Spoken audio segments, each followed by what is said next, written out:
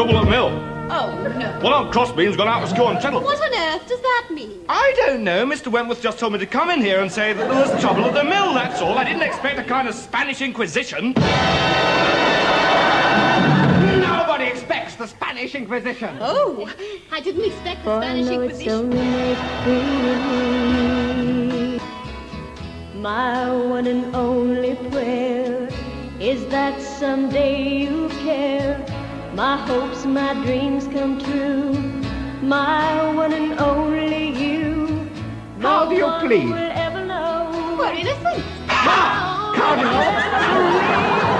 Someday you'll care for me, but it's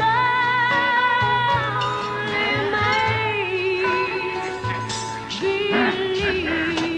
believe. Confess the heinous sin of heresy. Reject the works of the unright. 2 last chances. And you shall be free. 3 last chances. You have 3 last chances. My life I'd give for Hold you. her with the soft cushion. My Confess. Put her in the comfy chair. Now, I love you so. you will stay in the comfy chair until lunchtime. Someday you'll care for me, but it's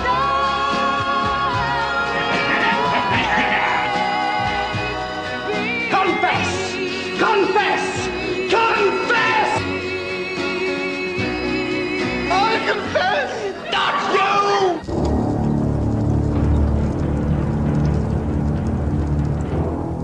The Spanish Inquisition is infamous. Long before Monty Python's caricature, history had reached its verdict. A discovery and plain declaration of the Holy Inquisition of Spain, 1567. A court without allegiance to any earthly authority. A bench of monks without appeal. There is nothing else in the world to go beyond them in their most devilish examples of tyranny. Indeed, they do so far exceed all barbarousness, a man cannot more aptly liken them than to that which they most closely resemble, and from whence they proceed. Their sire, Satan himself.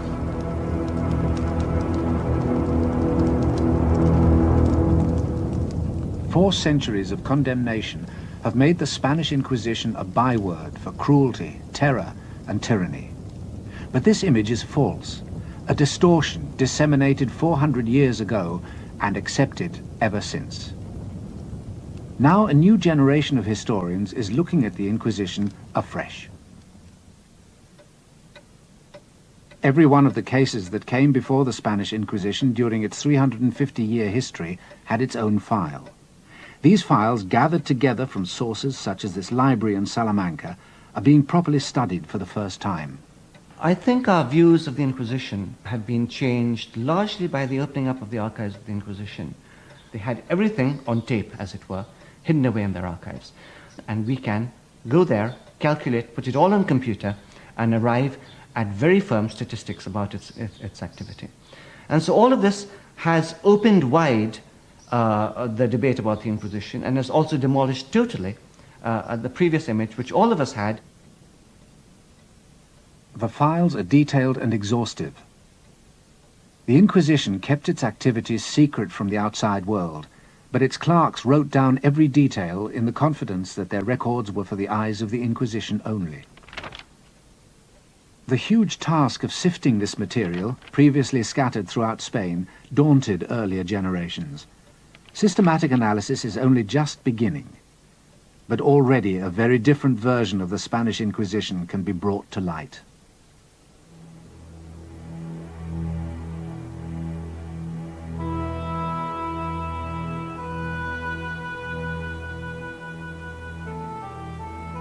The Spain that gave birth to the Inquisition in the 15th century was barren and isolated on the fringe of Europe, half of its land unproductive, half barely sustaining a meager living, a monotonous, burning plain.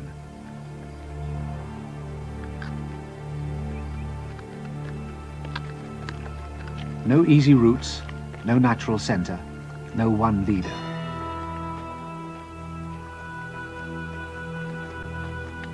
Spaniards could only dream of Hispania, the country that had been united during the days of the Roman conquest.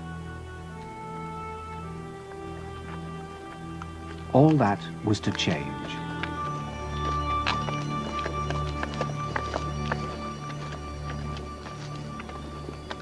On the morning of October the 18th, 1469, Ferdinand, heir to the throne of Aragon, and Isabella, heiress of Castile, were married.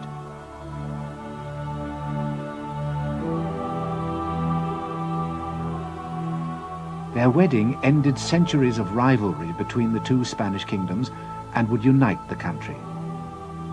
Spain, for so long merely a name on the map, had become a historical fact. The itinerant royal court often convened in the city of Avila, here at the monastery of Santo Tomas, its facade triumphantly incorporating an H for the reunified Hispania. But for Ferdinand and Isabella, there could be no political unity without religious unity. Pressure was exerted on Spain's large Jewish population to convert. Many did. But traditional Christians were suspicious that these conversos were practicing their former religion in secret.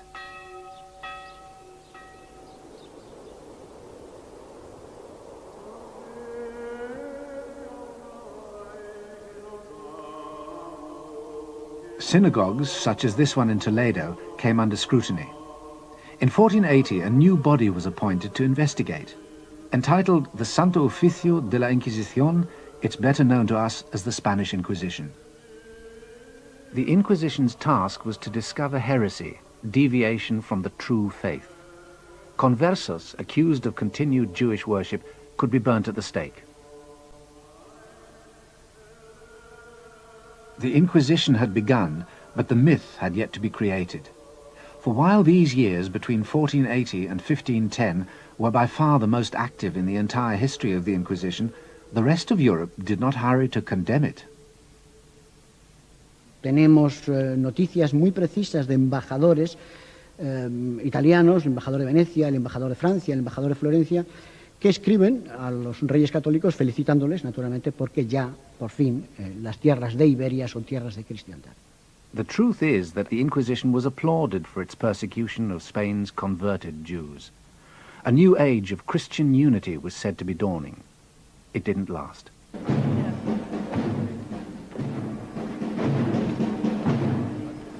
In 1517, the Church was split in two by the Reformation. It was the enormous power and wealth of the Church that the Protestant reformers made their target. A power and wealth still on display every year in Spain's religious capital, Toledo.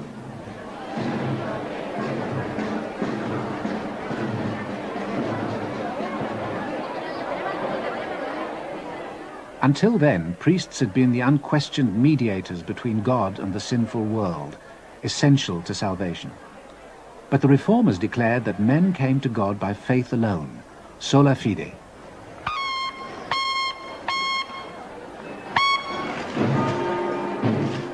In turmoil, the Church went on the offensive. The Church's champion, defender of the faith, was Charles V, the Holy Roman Emperor. As leader of the Habsburg dynasty, he also commanded the most powerful armies in Europe.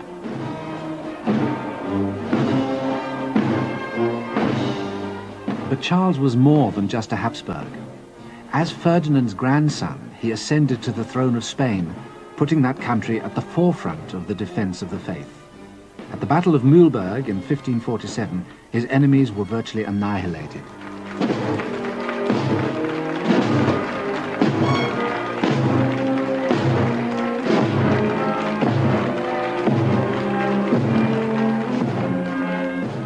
Routed on the battlefield, the reformers attacked elsewhere. Where the Church had the sword, the reformers had the printing press.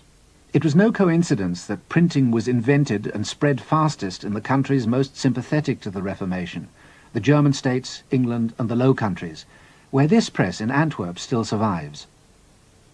With their new technology, the Protestants could fight a different kind of war. For the first time, it was possible to wage a real propaganda campaign. This is what the enemies of the Spanish Habsburgs did, very skillfully. The Spanish monarchy was unable to counteract that.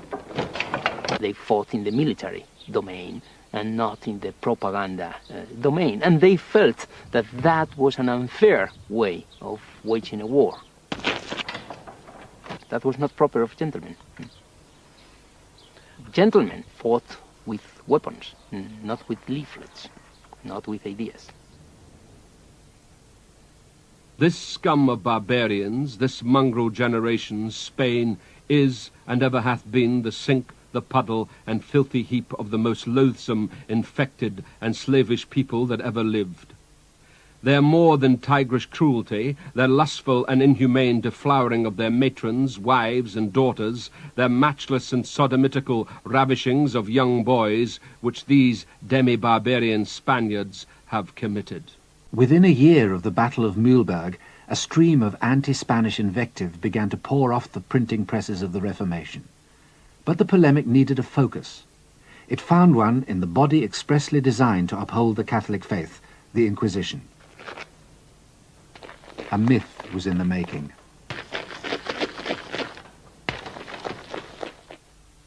All the different accusations came together in this document, a discovery and plain declaration of sundry subtle practices of the Holy Inquisition of Spain, printed in 1567. Within the year, it was translated into English, French, Dutch, and German. Its author, masquerading as a Protestant victim of the Inquisition, wrote under the pseudonym Montanus.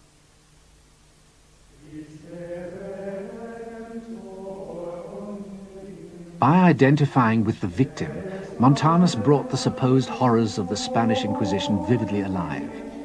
It is his work which introduced to the world an image of the Inquisition which has persisted ever since. These tormentors are wholly arrayed all over from the top of their heads to the soles of their feet in a suit of canvas, like the apparel that the devils in stage plays do use, and all to this end, to make the poor soul more afraid in body and mind to see one torment him in the likeness of a devil.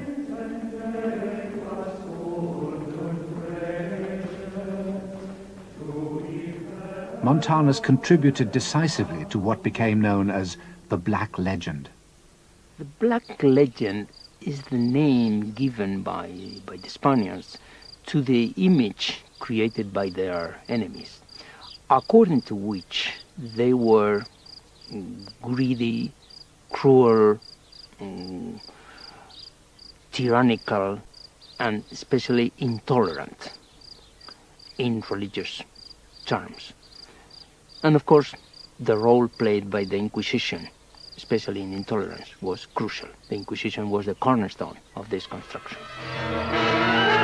In the early years of the 16th century, to combat the rising tide of religious unorthodoxy, the Pope gave Cardinal Jimenez of Spain leave to move without let or hindrance throughout the land in a reign of violence, terror, and torture that makes a smashing film. This was the Spanish Inquisition. Es un experto en derecho y forma parte del conjunto de la administración. Lo del clérigo fanático no es más que producto naturalmente de muchas interpretaciones un tanto sesgadas de la propia historia de la Inquisición, claro. There were career men who didn't even have to be priests. In the early period of the Inquisition, we have examples of some inquisitors who were not even priests. They were simply lawyers trained at the university. And then they would use the Inquisition merely as a career which could be a stepping stone maybe to another career. This more humdrum reality can be seen in early illustrations of the Inquisition at work. But bureaucrats make boring copy. Montanus' version relied on the Gothic drama of hooded fiends. It was not enough for the Inquisitor to be portrayed as a religious fanatic. He had to have a further interest: torture.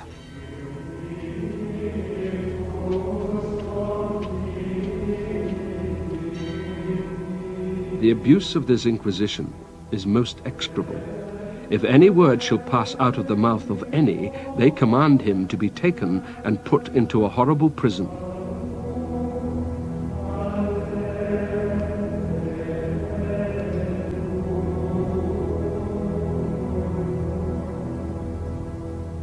Add to the horrors of the prison the injuries, threats, whippings and scourgings, irons, tortures and racks which they there endure.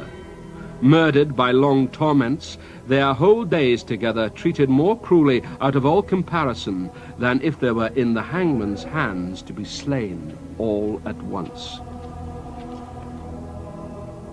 Montanus associated the Inquisition forever with the horrors of the torture chamber.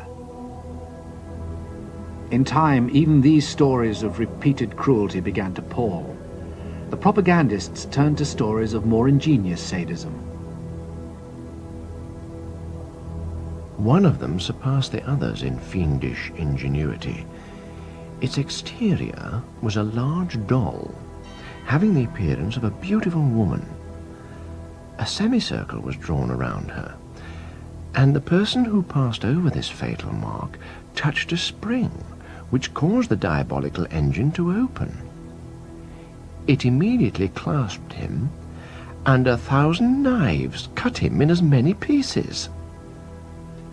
In fact, the Inquisition uses torture very infrequently. In Valencia, for example, I found that out of over 7,000 cases, only 2% experienced any torture at all, and usually for no more than 15 minutes, and less than 1% suffered repeated torture, in other words, more than once.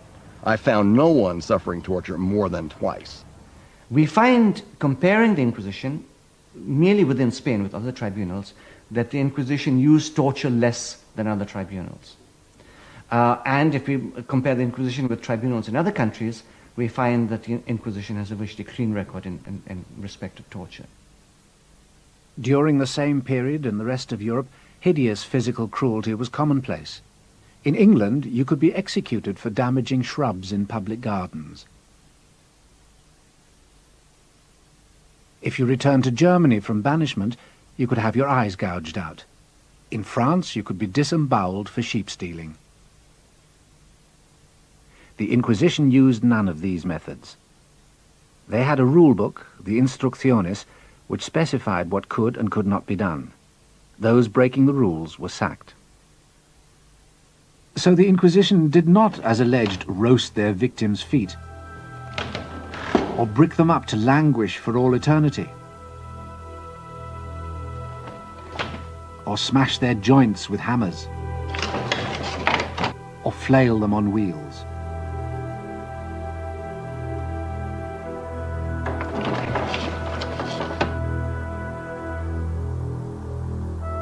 They never used the Iron Maiden. This Iron Maiden, one of only a few examples to survive, was built in Germany.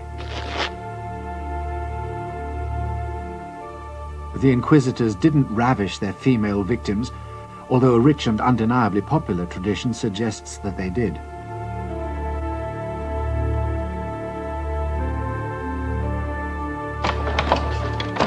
In fact, the inquisitorial torture chamber of popular myth never existed, even though this image was reprinted hundreds of times. And it was not only the use of torture that was falsified. Stories were also fabricated about the gruesome conditions in which prisoners were kept. Ironically, the Inquisition had probably the best jails in Spain. This sounds very much like whitewashing, but unfortunately it's true. Let me take a quotation from the Inquisitors in Barcelona in the middle of the 16th century, when they were asked to report on the state of their prisons, and they said, "Our prisons are full." But then they complained to their bosses in Madrid, "We don't know where to send the leftover prisoners we have. We cannot send them to the city jails, because the city jails are overcrowded, and there they are dying at the rate of 20 a week." I have found instances of prisoners in secular criminal courts blaspheming in order to get into the Inquisition prison, to escape the maltreatment they received in the secular prison. So, despite the compelling Gothic fictions of Montanus, the evidence leads us to a wholly different conclusion. The Inquisitors were certainly interrogators, but they were restrained interrogators, skeptical about the effectiveness of hardship and torture in bringing heresy to light. By contrast with many other tribunals in Europe, they emerge as almost enlightened.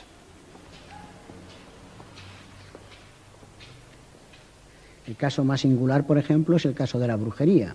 El Tribunal del Santo Oficio fue extraordinariamente benigno con el tema de la brujería, mientras que otras justicias europeas, justicias ordinarias y justicias eclesiásticas no tuvieron ni mucho menos la misma consideración con este tipo de delito.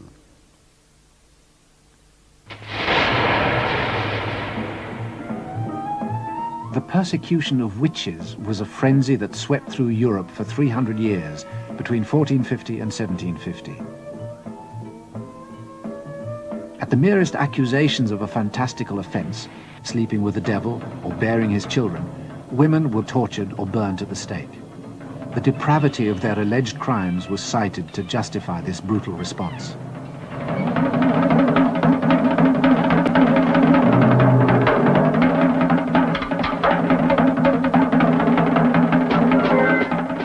One tribunal took a different approach. Remember that the inquisitors were university lawyers, and lawyers look for evidence.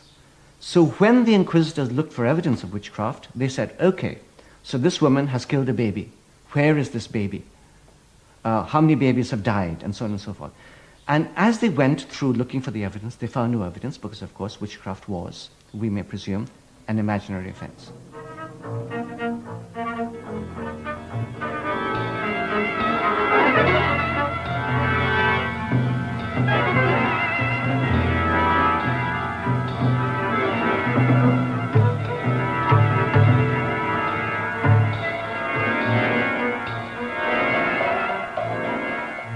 While the rest of Europe reacted with horror, the Spanish Inquisition declared witchcraft a delusion. No one could be tried, let alone burnt for it. But it was the Spanish Inquisition that came to symbolize the ruthless persecution of heresy. Why? Because by the 1560s, Spain was more than just a power. It was a superpower. Its fitting symbol, the new royal palace, a 16th century pentagon built in the hills above Madrid, El Escorial.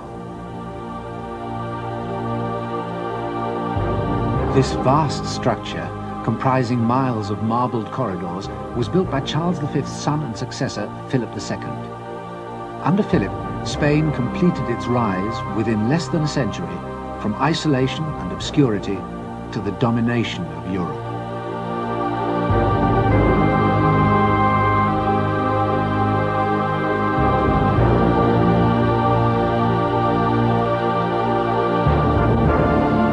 Philip was at the pinnacle of earthly power, but like his father Charles, he had a higher loyalty.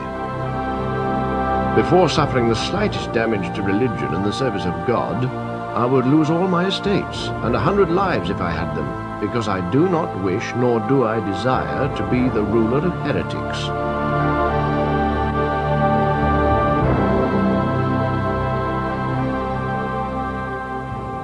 Confronted by such fervor and strength, Spain's enemies changed tack. Their new target would be the king himself. Philip II is an excellent example of the distortions and the creations, very successful creations in this case, of the Black Legend. Philip II was presented as a monster. That's an example of the cruelty of the Spanish race. Philip II really, his policies are perfectly debatable. Personally, I don't like him, but he was no more of a monster than, say, Henry VIII of England. And Henry VIII, nevertheless, was cleaned up in order to be presented as a fit champion of Protestantism.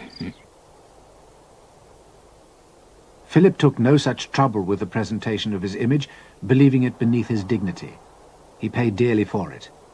In 1568, the year after Montanus was published, a chance incident played into the propagandist's hands. The king's son, Don Carlos, died suddenly. Suspicion lighted on Philip, and it was claimed that he had not acted alone. Among the aspects of the Black Legend, which became very current in the 16th century onwards, was that the Inquisition had encouraged the King of Spain, Philip II, to kill his own son, to execute his own son, for reasons which the king knew best and which the Inquisitors knew best. For this legend, of course, there's absolutely no evidence whatsoever. or to be even more firm, it is totally false, totally unsubstantiated. His son and heir, Don Carlos, was an insane, very problematic teenager who died in an accident.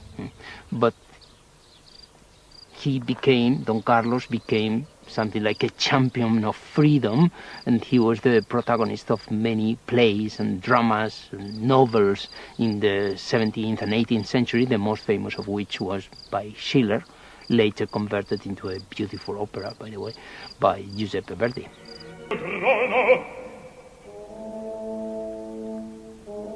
The next act opens with the king in an agony of doubt. Alone in his chambers at night, he ponders how to punish his errant son. His Christian conscience prevents him taking the most drastic step of all, until a visitor persuades him otherwise.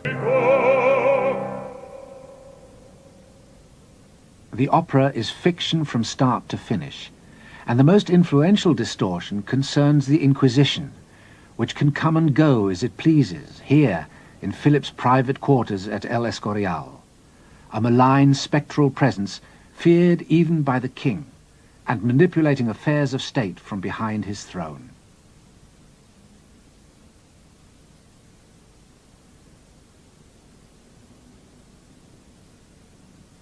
The death of Don Carlos was a godsend for the mythmakers. In reality, the Inquisition was no more the power behind the throne than the inadequate prince.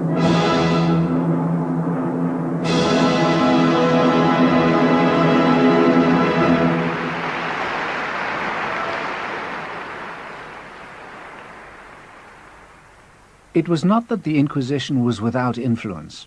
The showpiece displays of its status were grandiose occasions held in the main squares of the cities, such as this one in Madrid.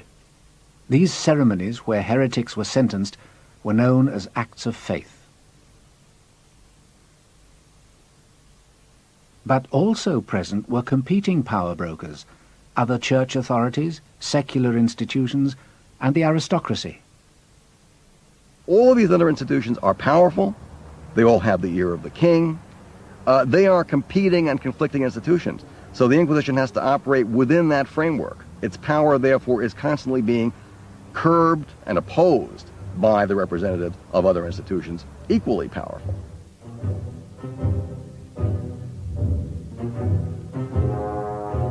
It's still possible to capture a sense of the many different power blocks then competing in Spanish society during the Corpus Christi parade in Toledo. Every one of the city's medieval guilds has its own special place in the procession and its own distinctive regalia.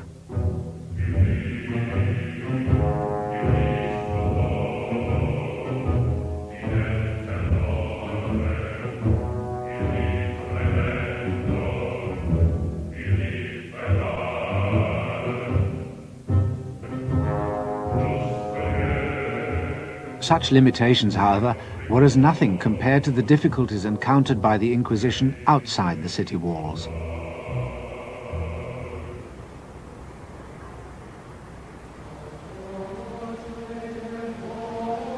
In 16th century Spain, 4 out of every 5 inhabitants lived in the countryside. The Inquisition was divided into 20 tribunals. Each of them had to cover thousands of square miles. Yet each tribunal had no more than 2 or 3 inquisitors and a handful of administrative clerks. Contemporary accounts reveal that the inquisitors detested and often shirked their sorties into rural Spain. In winter, the roads were impassable, so visitations often had to be undertaken in the burning heat of summer.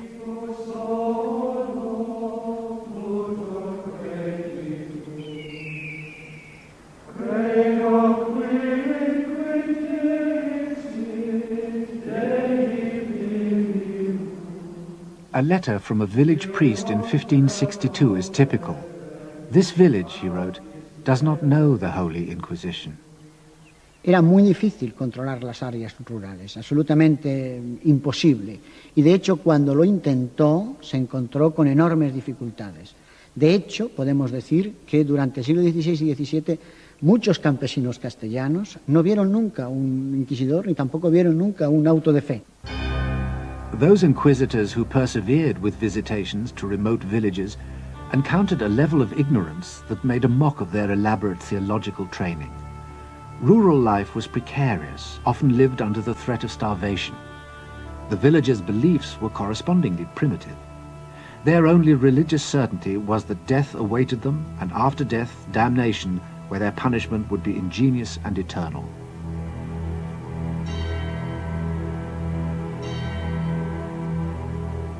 But the gulf between the Inquisition and rural Spain was even deeper than appeared at first sight. A parish priest's warning betrays the Inquisition's real problem. Let us be very careful tomorrow when the Inquisitor comes here. For the love of God, don't go telling tales about each other or meddle in things touching the Holy Office. Their investigations simply met with a wall of silence.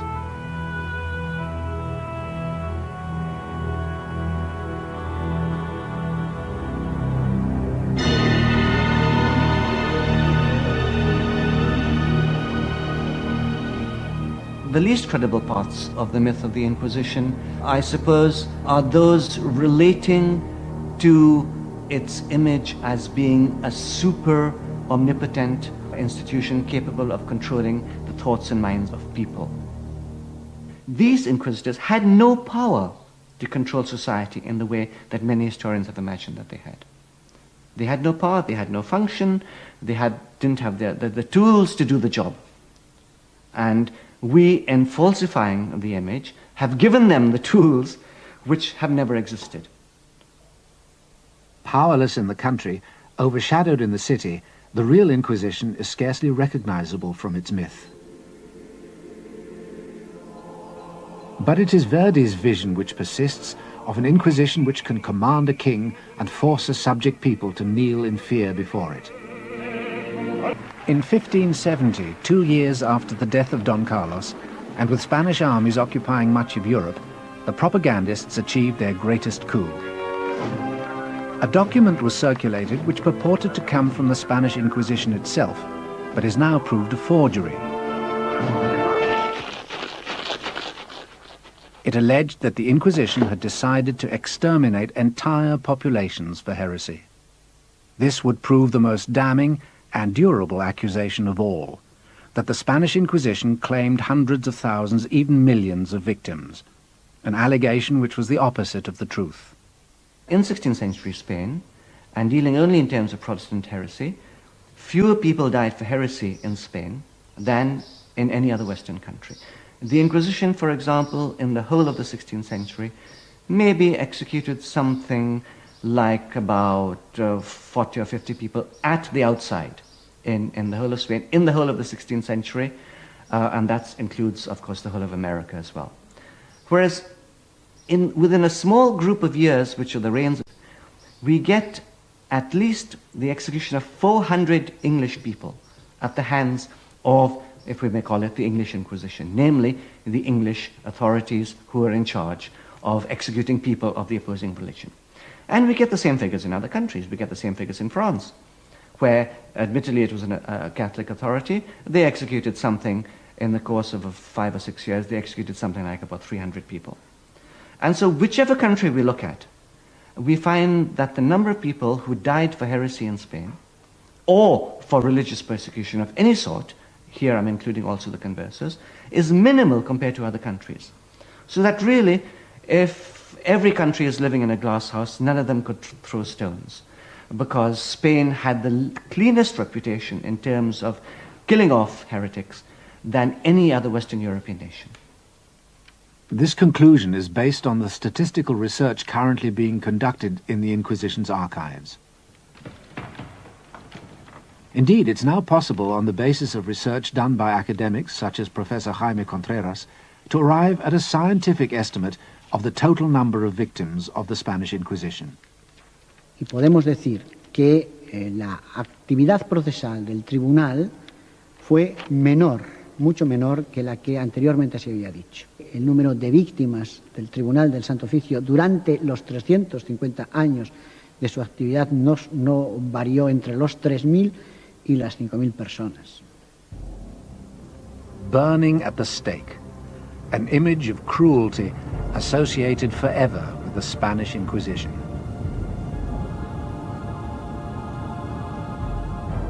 But the stake was used to kill heretics in England, France, Germany, and Scandinavia as well. Across the whole sweep of early modern Europe, heresy was hunted down and punished. But the virulence with which the other countries of Europe approached their task of burning heretics is a story seldom told.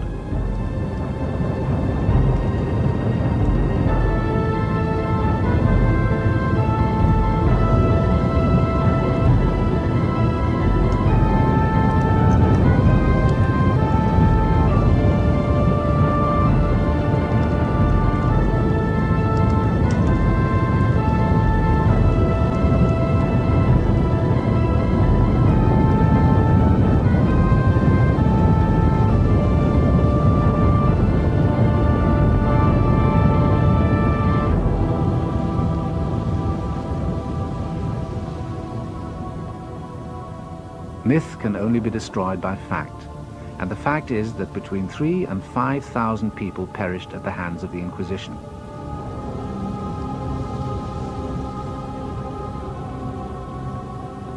During that same period, as many as 150,000 witches alone were burnt at the stake for heresy in the rest of Europe.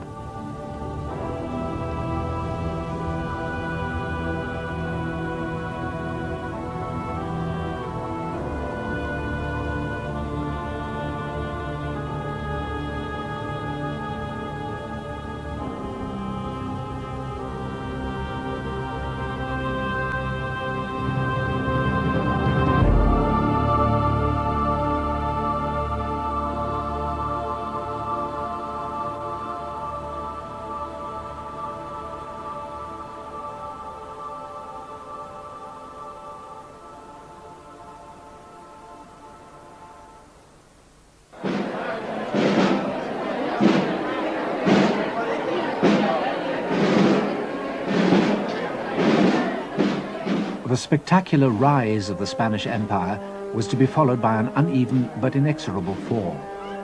In the 17th century, the flow of gold and silver from the Americas, which had funded the empire, slowed to a trickle. The state plunged repeatedly into bankruptcy, and the Spanish territories in Europe were relinquished one by one.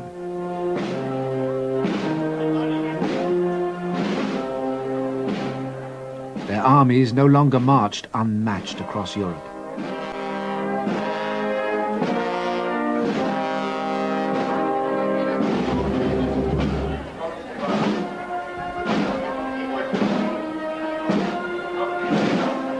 Spain was reverting to the obscurity from which Ferdinand and Isabella had rescued it 250 years before.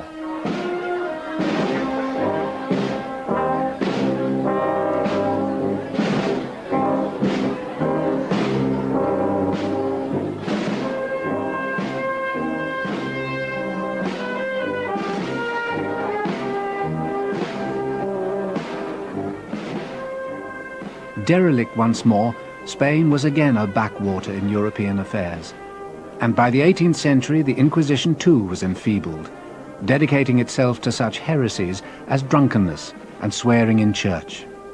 Its career was over, but its myth was indestructible. This legend on the Spanish Inquisition grew, took off, and had a life on its own. And throughout the centuries, it became more and more divorced from reality. In the 18th century, for instance, when Voltaire was crying against the crimes of the Inquisition really was killing nobody. There were no burnings or anything like that in the 18th century. And in the 19th century, when the Inquisition disappeared, they hadn't killed anyone for a very long period of time. The Inquisition was eventually wound up in this backstreet of Madrid. Yet its supposed horrors were being more vividly presented than ever. The Spanish painter Goya depicted its abuses to satirize the corrupt Spanish government of his day.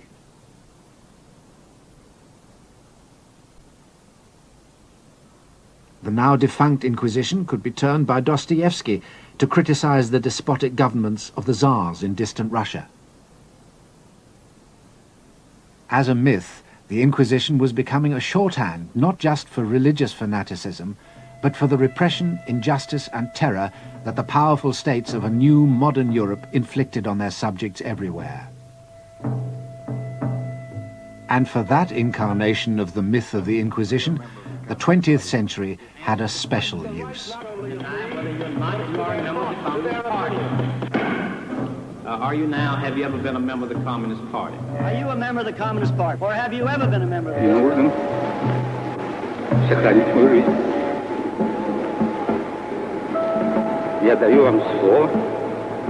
Ask you again, are you now, or have you ever been a member of the Communist Party? Do you refuse to answer whether or not you are now, have ever been a member of the Communist Party? You can answer the question, yes or no. Comrades, attention! Our beloved leader, please. Have you ever been a question? Are you now, have you ever been a member of the Communist Party? No. Ask him the next question. Ask him the next question. No. Ever been a member of the Communist Party? That's not the question. Am I by any chance addressing a senior dignitary of the Spanish Inquisition? Te gusta la mucha de la Inquisición. Good. Because if I am, I wish to make it quite clear that I am prepared to tell you absolutely anything.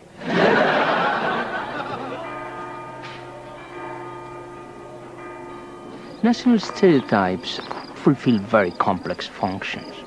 On the one hand, they simplify reality. And reality is too complex for the human mind, and we all love simplifications. So, on the one hand, they are useful in that sense, although they, of course, falsify reality. On the other hand, they allow us to project our own unpleasant traits onto another, onto an external entity. Same as in the 16th century, British could believe that all intolerance was Spanish, that is foreign. Or we can believe in the 20th century that all fascist or Nazi tendencies are German, when we should know that we all have Nazi tendencies, and we should fight our own unpleasant traits instead of projecting them onto another. But it's much more gratifying to expel them.